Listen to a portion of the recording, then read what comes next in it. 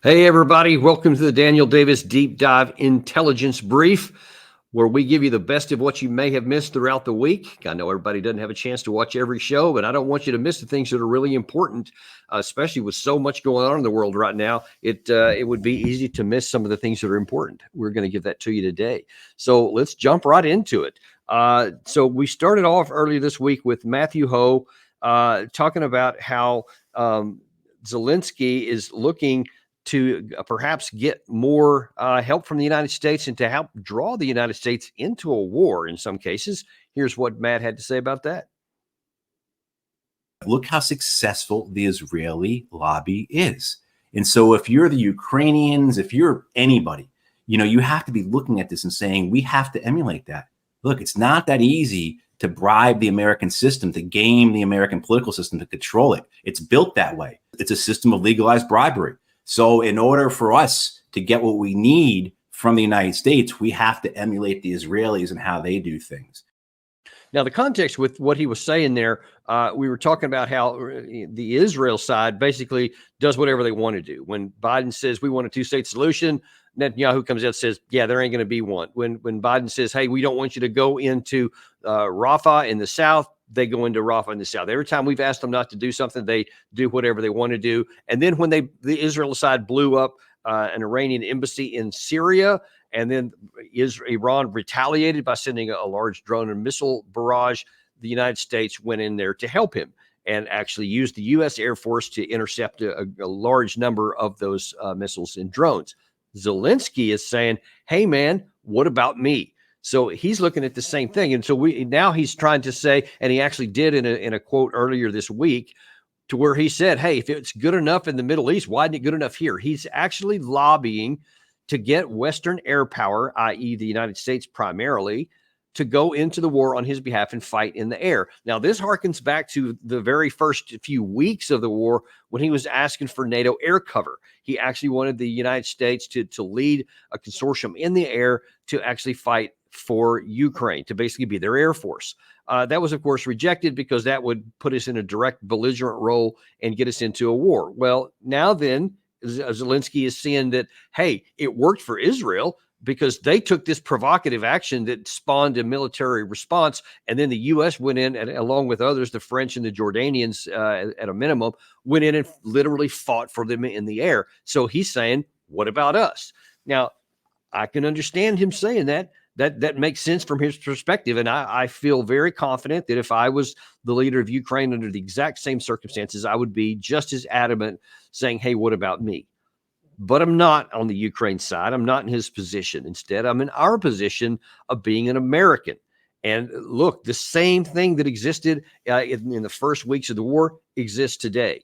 The United States is not going to provide air cover for the Ukrainian side. We're not going to send our jets to fight and fly against Russian air power, fire targets against Russia in Ukrainian airspace, especially. We're just not going to do it. It doesn't matter what happens in Israel. And by the way, let's look at that situation. Even though I think that that's a bad policy, what's Iran going to do? I mean, are they going to launch their air force and come after us? Do they have the ability to, launch nuclear weapons? Of course they don't. And Israel wants to avoid a war at all costs. They want this to be over with. They don't want to escalate it. And even then, the U.S. just basically went into neutral territory and shot down the incoming missiles. They didn't go into Iranian airspace. They didn't engage any Iranian targets, etc. They just shot down missiles there. But because there's really nothing Ukraine can or Iran can do, whether they want to or not. That's not the case on the Russian side. The Russians has a very powerful air force that it could use against Western aircraft. And more to the point, they have strong air defenses that could reach out from all number of locations, both inside Ukraine and inside Russia, to take down our aircraft should we actually get engaged right there. Iran couldn't. Iran didn't have the ability to reach out and hit our aircraft from the distances we were coming from.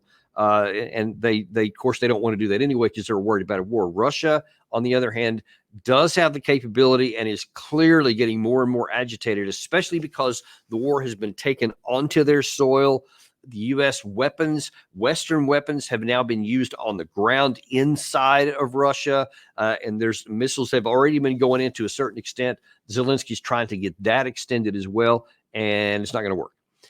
because despite President Biden's willingness to do lots of things and just keep inching up to the edge so far, up to this point, all throughout the war, he has not been willing to do anything that's going to overtly get us drawn into the war, no matter what Zelensky wants. And of course, there's good reason for that. Number one, because we don't want to get drawn into a war with Russia, but also it's not going to make any difference. If there was a situation to where the Ukraine side had a really strong and capable land force, and if only they had air cover, they could possibly drive Russia out and somehow it wouldn't go nuclear, there would be at least a case to be made and an argument to be engaged with to say, should the United States do that or not? Should the Western do that or not? But it's not. There is no possibility. The only thing that we can accomplish by doing what Zelensky is asking for here is get drawn into a war. There's no upside. It's not like by doing this we could what? Delay the end game. We could delay the loss of the Ukraine side because they don't have a capable army. They're getting driven back everywhere. This foray into Kursk has already reached its apex. It's now starting to shrink. The Russians are moving more troops in there. Ukraine has tried to put more reinforcements up there. And now that over the last 24 hours, I think for the first time in this war, there has been effectively no forward movement anywhere by the Ukraine side. But there have been a couple of Russian incursions along the edges of it to start taking the stuff back. And that's likely going to continue. So the only thing we can do is to actually get ourselves drawn into a war, but it won't change the outcome. And of course, logically, that should lead to the conclusion, well, then we should push for a negotiated settlement. Since the war can't be won militarily, since even our Air Force would not change the outcome on the ground, then we should start doing what makes sense and get the war over with so that there's no possibility of even accidental plunging into a war. And unfortunately, we're not that smart. Apparently, we're not getting that done. Hey, Danny, we've got some breaking news here, and maybe you had seen it beforehand, but it's something that I'm just coming across right now. Zelensky has dismissed his Air Force commander. I can't help but seen that. Right, and you can't help but think, is this tied anything to the F-16 that supposedly crashed early in the week? Yeah, and take a look at our show on that earlier. We had, I think it was yesterday, we did something when it was breaking on the F-16. That's on our channel. You can go back and look at that. But I mean, the timing couldn't be any worse for the Ukraine side. And certainly the performance of the Air Force, there's probably more that we know. I haven't had a chance to even read the headlines. I haven't seen it, so I can only speculate at this point. But what we can say for absolute certain is that this claim that the F-16s were going to make a difference. And if this Air Force general was part of that claim, and now that it's been exposed as being inaccurate, or that there was also some reports uncorroborated so far, but they're starting to come up that it might have been a Patriot air defense missile on the Ukrainian side that actually shot down its own missile because of lack of coordination. If that was true, that would not be surprising to find out that the Air Force general in charge of that, who didn't make the coordination, could be released. I don't know yet. As soon as we find out, we'll let you know. But this just shows more and more that a lot of the wheels are coming off. Remember, Ukraine in the past year or so has fired its defense minister for corruption. They fired the ground commander for apparently being incapable of doing it. They brought in a new one. He's been unsuccessful. Now they fired their Air Force general. I mean, this is what happens when the wheels start coming off. You're looking for somebody to blame everywhere, and they're pointing fingers, and all the key leaders keep coming off while the front lines keep deteriorating left and right. That tells you something, which should tell the United States, hey, man, seriously, it's time to start seeking a negotiated settlement on whatever the best terms that are available we can get, and let's close this deal off. That's what we should do. Okay, moving on now. We had Ambassador Chaz Freeman on. He was talking about some issues related to the Israel-Hamas war and the United States' participation in that and its role in it. But there's also an issue of free speech, which he addressed. Everything is treated now in partisan terms. If you say the wrong word, you're deplatformed. You can't speak. The First Amendment is pretty much a dead letter when it comes to Israel. The campuses are about to go up in flames again, I guess, or have peaceful demonstrations. The university administrators are enacting rules which make any criticism of Zionism equivalent to anti-Semitism, even when Jews criticize Zionism, which to their credit, more and more of them do. So I think the gaslighting is going to go on until November 5th and beyond. And why? Our politics are dominated by Zionist interests. Now, if you saw our show earlier today talking about the Harris interview on CNN last night, you saw an example of what he's talking about here. Nobody can say anything publicly, especially in the political world, that's almost anything except fealty to the nation of Israel, and especially to Benjamin Netanyahu, who just, again, you can say whatever you want to with words, but the actions are unambiguous that the U.S. has basically subordinated its foreign policy in the Middle East to Israel. Whatever Benjamin Netanyahu wants is what Benjamin Netanyahu gets. And what we want don't seem to go roll into that. So even when people are asked, what do you think, if they don't like the policies that our government is doing, if they think, no, I think we should take a lot more concern about the innocent Palestinian people who are dying by the tens of thousands, you stand a good chance of getting shut down, either vehemently or shadow banning, they call it. And you've seen that. He mentioned there what happened on campuses last year, that any kind of protest that was going on to help the Palestinian cause was immediately demeaned as a pro-Hamas deal. And certainly there were a few of those. There's no question there were some, but they were relatively small percentage-wise. The vast majority of those were just pro-Palestinian civilians and that wanted the killing to stop. And yet they were all publicly painted with that one brush of pro-Hamas and anti-Israeli. That's the way it was accrued. But as he also pointed out there, a great many of those protests were Jews. So it's a little weird to be calling Jews anti-Jewish, because they're standing up for what they believe is right. And certainly that's happening to a certain degree, even within Israel, but the numbers are below 50%, because apparently more than 50% still support Benjamin Netanyahu. So you have that going on there. But at some point we have to wonder, where does free speech start and subversion begin? Because we're supposed to have the freedom of speech to say whatever we want to say and support whoever we want, as long as we don't break any laws. But now then it's being turned into something worse than that, to where you have the freedom to say anything we like. And if you don't, then we're going to get after it. And of course, the politicians, again, I don't care what anybody thinks. The facts are unambiguous. We've seen it play out twice, at least this year, on the Democratic side, where there were two Democratic members of Congress that were running for re-election, and in their primaries against Democrats, their opponents were supported by the tunes of many millions of dollars in a primary.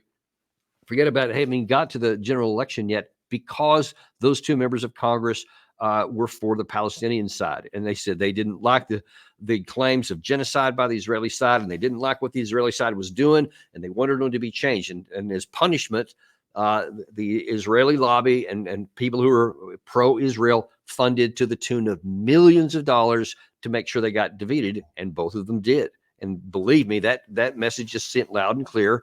And so any other member of Congress, regardless of which party, is going to think, twice, 7 times about crossing that. And only somebody who has a really strong moral code that's going to do what's right, no matter what the personal cost, is going to defer to that. They're going to say, well, I don't want to have to get defeated in a primary because of this one issue. That means that I can't do this issue over here that's important to me. So they self-censor.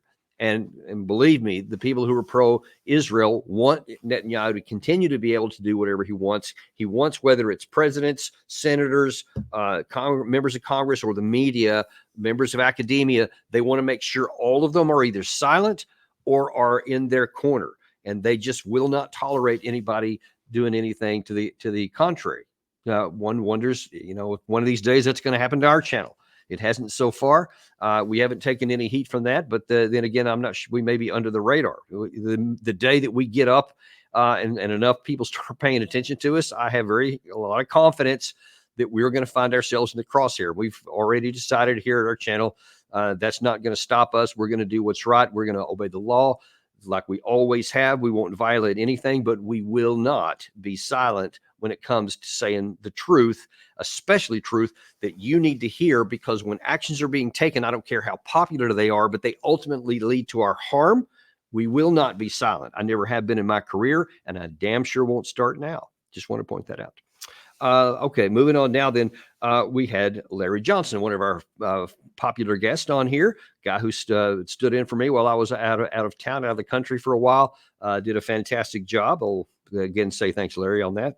I've never been able to rock the shirts the way you have, but I still appreciate you coming on. So he was talking about some of the issues about the Russia-Ukraine war. There are some growing indicators that Russia may defer from its previous policies that have been done over the last nearly 12 months of a slow and methodical grind on the Russian side, on the Ukraine side, moving against the Ukraine forces, especially in the east, of just methodical moving forward, not any big movements, but just a nonstop, relentless press to take, sometimes tens of hundreds of meters. Sometimes now it's starting to accelerate. Now it's sometimes in kilometers, multiple kilometers.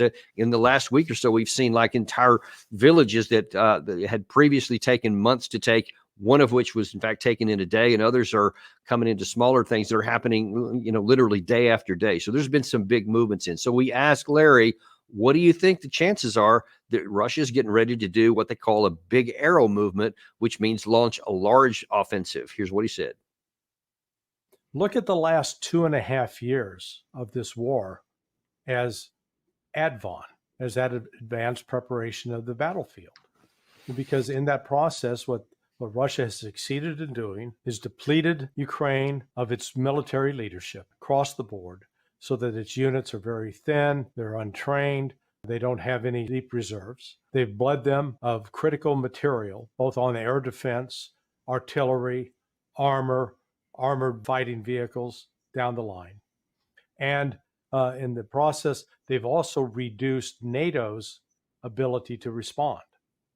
So now environment is prepared that a big arrow offensive could make a lot of sense, because you're not going to risk massive casualties, because the ability of Ukraine and the West to fight back right now has been reduced. It's not saying it's eliminated, but within that, as Lavrov is making real clear, we don't have to pull up an interpreter to figure this out, that if the United States thinks that it can get into a war with Russia and that the United States is not going to get hit, they better go back and reread history, because we will get hit.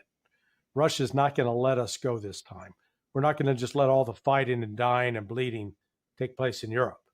That's his message, loud and clear. And I don't think there's any politician over here paying attention to it.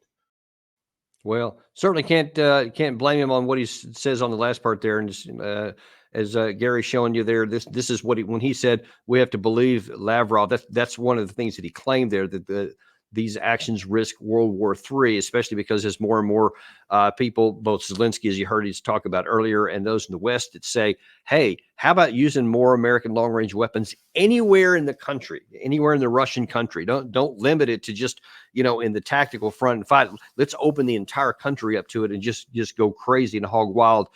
And there won't be any consequence, because there hasn't been any so far. You remember early in the war, there was like, okay, we'll give you, Stinger missiles and anti-tank missiles, shoulder launch kind of things, but we're not going to give you any offensive weapons. And they say, well, okay, well, actually, here's some 155 millimeter towed howitzers. We'll give you those and a lot of shells to go along with it. And you know what? Maybe actually some armored personnel carriers, some MRAPs and some old 113s. And they started, actually, how about some Bradley fighting vehicles and some good stuff, and then some Martyrs from Germany, and then other countries start stepping up. And then they look around and, okay, nothing happened. Cool. How about some Challenger tanks? How about some M1A1 main battle tanks, and then Stryker vehicles. And now that it got into the air defense, the Patriot air defense system, every time we kept stepping up and people were going, okay, nothing happened. F-16s. That's the next one. Let's go ahead and get that one too.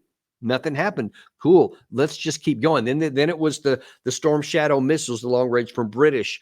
There was some desire for some Russian, some German long range missiles, and then of course the ATACMS U.S. long range missiles. And those have now been used. The HIMARS consistent mission missiles continue to be used. They're more short range stuff, but it's also stuff that has been used to fire into Russia. And again, they haven't seen any Russian response. Even when some of the U.S. missiles were used and apparently misfired over the Sevastopol beach and killed a lot of Russian civilians and hurt a bunch over the summer, again, no notable response from the Russian side. Ergo, there never will be. And that's how a lot in the West are thinking about this. There's no reason to withhold anything. Zelensky actually ridiculed us and said that we're naive if we think there will ever be a Russian red line. And so we should ignore that. That's why he invaded into the Kursk region, actually invaded Russian territory. And he said, where is anything? You see how slow they are to respond here. Many in the West see the same thing. And so there is a lot of people in the West. And Larry's last comment there was, he said, I don't think anyone in the West is listening to what Lavrov is saying or what Putin is saying or what Ryabkov, the deputy foreign minister, is saying. Not listening to any of those people because they've seen a lot of these reports and a lot of these claims. Putin said back in June, early June, about, emphatically, he was really angry one day in a press conference and talked about his nuclear doctrine, etc. Nothing happened because of that either. So in a certain sense, you can see why those in the West might view it this way, and they may be liable. And I think probably with enough time, we've said yes to every other request that Zelensky has had, and I bet that it won't be too much longer before he gets permission to literally fire anywhere into Russia. But the conditions aren't the same as they were before. This incursion into Kursk has set off a lot of anger, as we should understand. You should see that if the war is in Ukraine, that's one thing. But when it actually goes into Russian territory and kills Russian civilians and Russian military members on their own soil, that's a different matter. And now then, when they see their land being attacked by Western weapons, throughout their country, and it starts going more. There was a Ukraine drone, didn't get much press here in the West. But earlier this week, a Ukrainian drone flew into an apartment building in a place called Saratov in southern Russia. That's a fairly large city. I think it's about 1 million or 2 million, something like that. Didn't get much notice. Again, it flew into an apartment building. These kinds of things are getting around in Russia. Yeah, that's the picture of it right there. That was an apartment building there, and you can see the eerie similarities to that in 9/11 on a much smaller scale. But it has a similar impact, especially when it's combined with everything else that's happening. And we should not think that because of the way the war has gone over the last 2.5 years, that it's the way it's always going to go. And that even though we've done all these other things and there hasn't been any notable Russian response, that there never will be. Because there's a cumulative effect to stuff. And you got to think, how would you react if, say, southern Arizona was carved out by a cartel or something from Mexico, and that they say, hey, I'm tired of people interdicting and getting, taking out our people and getting our cocaine and stuff. I'm actually going to carve out a piece of southern Arizona and do whatever we want to do in there. And, would we just say, all right, you know what, we're going to send Border Patrol down there. We're going to send the National Guard and we're going to contain that thing and then move it out and then everything will be fine. I mean, can you even imagine anyone in America suggesting that? Yes, let's just, stop the incursion, push them back to Mexico, and move on with your lives. Nothing to see here, folks. Of course, we would go crazy. We would go nuts. We would be saying, all right, we're going to, number one, we're going to blame Mexico for it. We're going to hold everybody responsible. We are now going after the cartel. We're not just going to push them back to the border. We're going to keep on going until we destroy the nest wherever they came from, et cetera. The United States would do that. We would never, ever tolerate that. Why do you think that the Russians aren't the same? That you can have attacks on buildings in their cities, that you can have attacks on Belgorod, before that this incursion into Kursk, and then now the expansion of missiles to elsewhere in their country, and there will never be a response. It appears that Russia, which has shown great patience because they genuinely don't want to escalate this. They don't want a war with NATO because it would be just really, really bad for them. It would be very difficult. You see how much trouble they're having with the one country of Ukraine. Now imagine if you now added that and you took on other countries as well. But, and here's the critical part, there is a limit to how far Russians can go, because you can see where they would come to the conclusion, if we don't do this, then the Western side is going to continue to advance and escalate, and they're going to continue to harm ourselves even more. And then one day they may bring in Western troops, because nothing else has been sacrosanct. Why should that be? So you can see that there's a logic from the Russian side. We might need to take some action here, even if it risks a war, because we're already getting one. Don't underestimate people's ability to come to that kind of conclusion, and that there is a limit to anyone's patience and tolerance, even if you don't want to use the positive word of patience, the tolerance to being able to take those many hits and never do anything in response to the Western side, because we've gotten a free pass pretty much so far.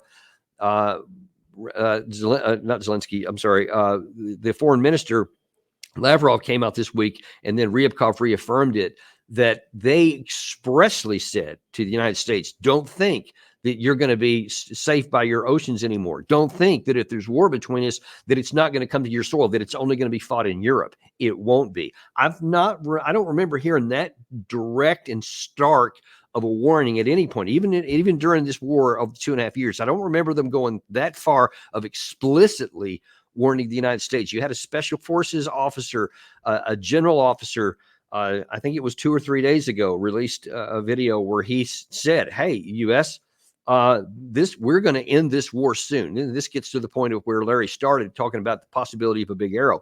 We're going to wrap this war up this year. So you see, they've been incrementally going on for quite a while. But for them to be able to finish the job and go anywhere else and win a military victory, something would have to change dramatically, and there would have to be a big arrow movement, or they certainly couldn't get it done in the remainder of this year, just 4 months hence. But that's what this general said. And I don't recall, and I've been paying a lot of attention to this war, any other general going out and making a direct claim that the conflict was going to be over in a specific time frame, or he said it's going to go to World War III and it's going to be nuclear. That was one of the things. And for a special forces general to say that, that they don't do that without having it approved first or even directed from the administration. And there's been no comment from Moscow ever since, anything like repudiating what he said at all, which implies that it was planned, and there's a meaning for that. So we have to be really, really careful here that we don't continue with this arrogance to think Russia can never do anything. They haven't done anything because they can't, and they never will. And so we're free to do anything we want to do, and we can keep escalating within Russia, and there will never be a consequence. That is a very dangerous and diluted kind of thinking. And we should be thankful that this thing hasn't escalated so far. And for the reasons I've talked about earlier in this video, we need to move to a negotiated settlement, not to think about escalating. And the time to do that is right now. Next thing we talked about actually earlier today, if you hadn't seen that one, today, by the way, is the third anniversary of the marking of the third year since we left Afghanistan, since the final U.S. soldier left the country. Completing our shame and humiliation of being defeated by the Taliban. And I had Matt on because he and I have been talking on this issue and publicly writing on it since 2010 together. We actually had a piece we showed earlier in the day. And who's going to ever forget these images that Gary's showing here, that, some of the last ones right before the end came on the 30th of August of 2021. And now then, the question is, what has been the lessons learned? What have we learned any lessons from this, and what are the takeaways from it? And Matt had a really interesting one here, that it's not just the military or the tactical situation, but it's really even higher than that. And that is, what is the behavior, the actions, and the advice of our senior military leaders? Watch this. Whether you're talking about what's going on in the Middle East, what's going on in the Russia-Ukraine war with our activities there, it's now just become inculcated in the culture that the senior leaders will say whatever they want, whatever they think they need to in order to get the outcome they prefer, irrespective of whether it's accurate or not. And they know it's not in many cases. Just to emphasize that point, there's two aspects to this. One, the fact that there has been no accountability for this war. That speaks to issues of justice, integrity, who we are, this idea of a higher immorality among our elites. states, that they're allowed to get away with this by the public. The other side of it, though, is it makes certain that it happens again. If there was no consequences for the Iraq War, no consequences for the torture, no consequences for unconstitutional spying on the American people, no consequences for supporting the genocide in Gaza, it makes it certain that it happens again. It makes it inevitable. And who's to argue with the logic that Matt laid that out with there? And you could even see some of the same fundamentals at play with what he's talking about there at the senior leader level as to what I just described you seeing with our policies in the Russia war. So I keep thinking, because nothing has happened so far, we haven't had any consequences, nothing ever will happen. So we can just keep going forward. It's the same thing at the strategic level among our senior leaders over decades of activities, because we keep making these actions that keep causing us harm, that keep causing, failures of policy, losses of war.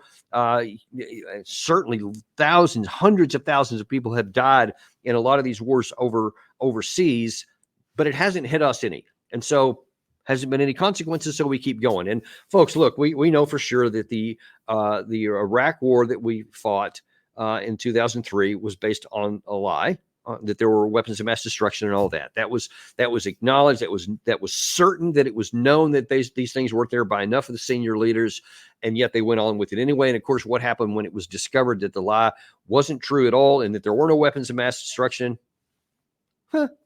Nothing. Just keep going. Yep, just keep going there. And other than a short 3-year hiatus, our troops are still there to this day. We've been told that we have to go to keep our troops in Syria to keep ourselves safe from ISIS. There's no truth to that. That people keep lying and saying that our security is important, that we have to stay there. That's been a lie from the beginning. It's still a lie today. There's no reason for our troops to be there. There's no reason for our troops to be in Iraq to this day either. All of the justification, it's nonsense. They just want to keep military forces there. There are too many vested interests that benefit from having our troops in these places. They don't help our security. They're not needed to defend against anything. They're just there. They're easy targets for our adversaries, so that when they keep hitting us, instead of saying, hey, let's get them out of there so they're not just pointless targets, they say, how dare anybody have target of this? Now we have to go and attack and kill somebody else here too. You see where this is going. It just continues to perpetuate. We have got to get to the point to where we start holding people accountable when they had these hideous, heinous failures, especially listen, it's one thing if you make a mistake. If you think that this is going to happen and actually this happens, and your calculated decision here turned out to be wrong. Other forces were at play and something else happened and there was a problem. It caused us a failure here, or possibly even a defeat in a tactical situation or something. That's one thing, and that can be forgiven because nobody's ever perfect. You can assess things all day long, but the enemy gets a vote, as they say, and sometimes they do stuff that you don't expect, and it changes up everything. So that's one thing. But when you know the conditions and you lie, and that was the genesis of our talk with Matt, because he and I both had front row seats all during that disaster to be able to say, yes, these things you're being told about progress being made, being on the right azimuth, that the Afghan National Security Forces are getting better, blah, blah, blah, always a lie. It was always a lie. There was little incremental things here and there, and there were little pieces of things that were said that were true, but these people always knew that the bigger issues were a lie, that the ANSF was not getting better. They knew it. I had access to classified material, so I can tell you conclusively that they knew what was really going on, but they said something sometimes like 180 degrees off of it, what was being said in the public. And Matt was also, because he was in the State Department in Afghanistan. That's how he had his access too. So we knew that. And you see, no one was ever held to account. You had David Petraeus, who was, this terrible, told all kinds of lies to the American people under oath in Congress, et cetera, was never held to account. Now then, everybody always wants to put a microphone in his face and say, yeah, tell us what you think today. There's no consequence. He's the same one. And we've shown him on this channel before, to where in May of last year, he very confidently said that the Ukraine side would have this offensive that would go to the Azov coast, that would crack, crumble, and maybe even dissolve the Russian defenses, and they could completely fall apart, etc. Even though I was been telling everybody, and I had written at the time, actually a month or so before that it would end in disaster, and I very specifically said all the reasons why, which played themselves out. He should have known those things, but for whatever reason, It was he lied to people and said something different and claimed an outcome that was. Was he held accountable? Did people come and say, Petraeus, you were dead wrong in Afghanistan. You lied about these things. You were so completely wrong with what you said in the Russia-Ukraine war. Everything you've said has nearly been wrong, especially that one. That was spectacularly wrong. They still put a microphone in his face. He still gets, large salaries from all different kind of organizations now, and there's no shortage of it. No one's held to account. No one seems to care about some of that stuff. We do, and we're going to continue to bring you the truth. But folks, listen, there's an end to this. I know that the people who do these things and the people who are at these upper echelons, they see that this is a path to success. They see that you can massage the truth a little bit, or you can fudge the outside, whatever. That's a euphemism for lying. And to make people believe something that is not true, that you know that they need to believe that in order for your thing to keep going forward and for your benefit to come, or the people that you support to be benefit. So we do it every day. It's a routine thing.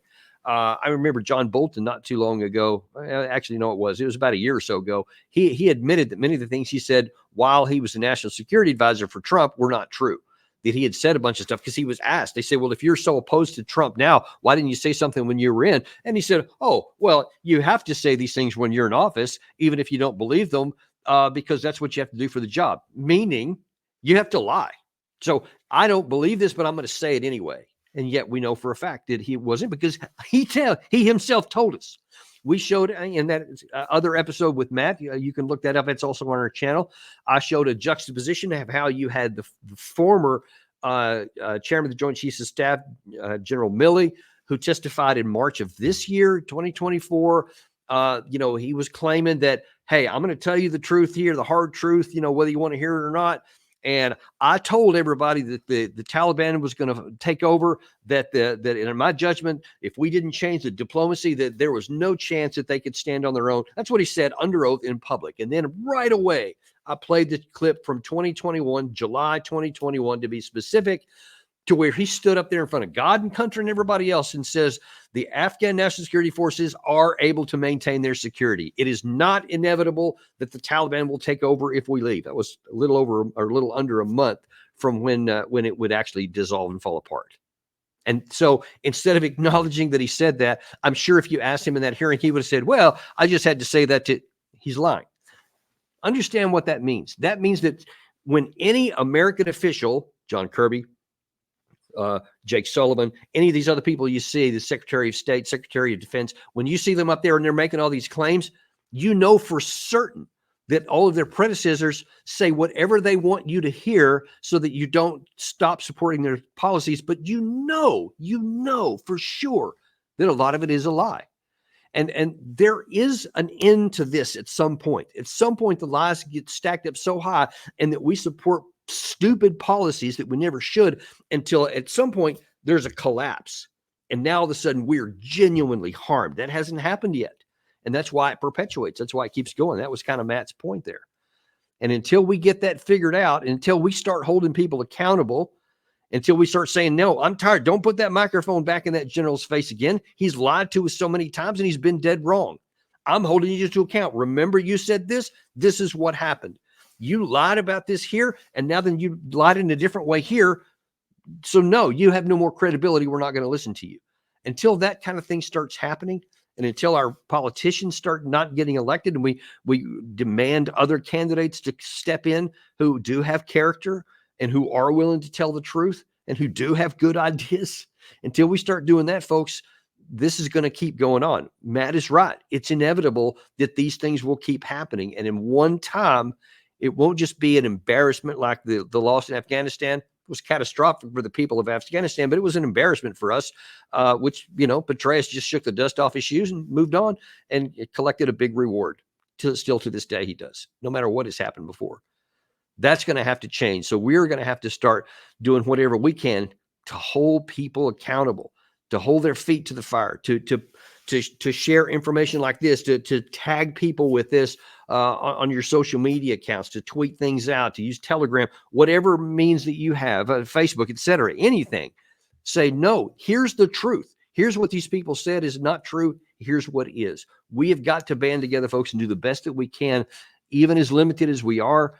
The bigger our numbers get, the better of a chance we have to hold people accountable and avoid the worst outcomes. And that's what we're going to do here at Daniel Davis Deep Dive, to continue giving you the ammunition and the weapons you need to tell of what the truth is, so that you can do what you can within your ability to be part of the solution. Thanks, and we will see you on the next episode of Daniel Davis Deep Dive.